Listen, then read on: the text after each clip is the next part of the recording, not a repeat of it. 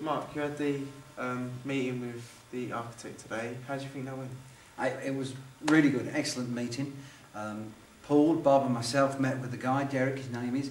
He's a Christian guy, works for a Christian company.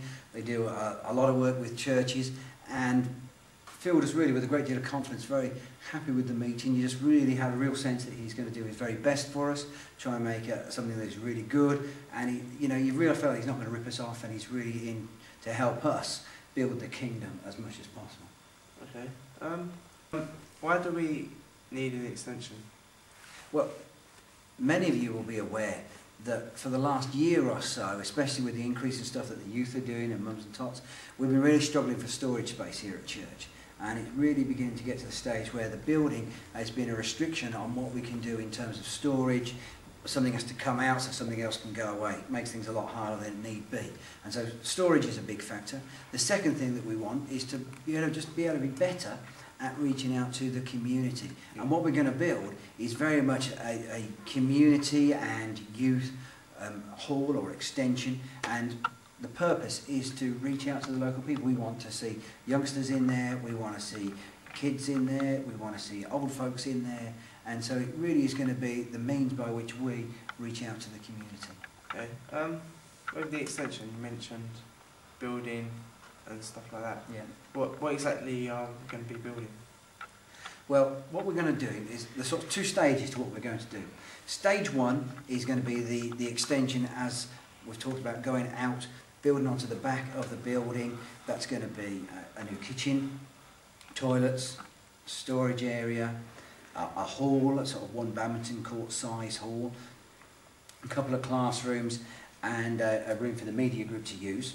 That's sort of stage one. Stage two will be this wall here behind us, the wall that we project onto normally. That will come down. Church will get bigger by that much, which is 10 foot. We're going to turn church on its side, so that the side over here on our right, stage will be over there, so preaching and worship and everything will be led from there. People, obviously, chairs will face that way. The main advantage of that is it keeps people closer to the person that is preaching and the worship group, and also when the children go out to Sunday school, instead of sort of going past the left shoulder of the person that is preaching all the time, they'll move behind people, and obviously that will cause a lot less disturbance than it does at the moment. Okay. So we've heard about what the plans are. Yes. What is the timetable exactly for building process? Okay, as we understand it at the moment, the architects will provide us with some sketches of their plans and what they imagine they're going to do. That will be sort of end of February time. If we're happy with what that is, that will go away for planning permission, which will be in March. That can take 8 to 12 weeks. It will come back with planning permission, and then it goes out. We put it out to tender to the building companies. So that's sort of the bits that we know at the moment will take us through till around June time. Okay. And in the timetable, when exactly can the congregation get involved? Well, to be honest, they can be involved right from the very beginning. There's three things. One thing is we really need to pray all the way through this, and people get involved. It's that everything that we build, we want to build the kingdom into it. So prayer is a vital part of this. Finance is a vital part of this. We are going to have to pay for this. We've got some money that we've already been given. We've got some money that has been promised to us, and we will go and look to external sources as well, see if we can get some grants and things like that. But there's going to be a remainder that is going to have to come back to the church to pay. So, finance is going to be a big issue. And the third thing, on a practical level, especially towards the end of the build, there's going to be the decorating and getting everything ready.